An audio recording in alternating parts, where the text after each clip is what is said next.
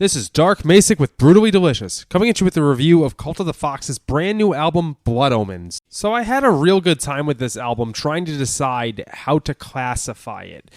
It's modern and from Sweden, but the first term that came to mind from this was new wave of British heavy metal. The production and the songwriting and just general aesthetic really reminded me of some like Diamond Head or maybe even Saxon.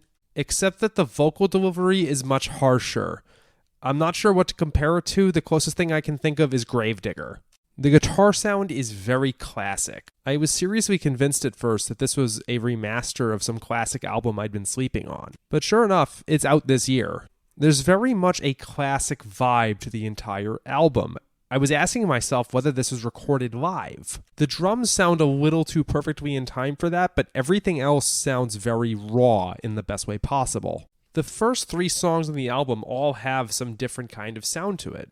After listening to the title track, I thought new wave of British heavy metal. After listening to One Machine, I thought these vocals are a little too harsh. Maybe it's just straight up heavy metal. After listening to the Spectre of Ruin and My Silver Nemesis, I thought this kind of sounds like some Judas Priest. It's a pretty impressive display of diversity for a band that seems to be aiming for 80s level production quality. The last of these, of course, has a guest appearance by Ripper, so sounding like Priest, yeah, it kind of works. Calling out some other songs. Vermilion City has a really cool song structure. I love how the drums during the solo really pick up from an otherwise, I think it was a mid-tempo song. Also, I can't hear that song title and not think of fucking Pokemon. There was a song from the anime called Viridian City, and in the video games there was Vermilion City.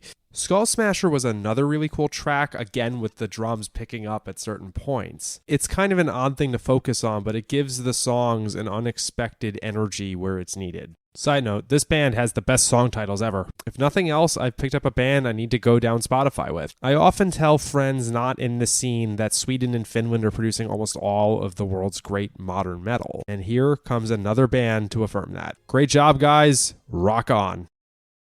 Ever wonder what a punch from Elton John feels like? Or how you'd cope with having turned down the chance to be in Nirvana?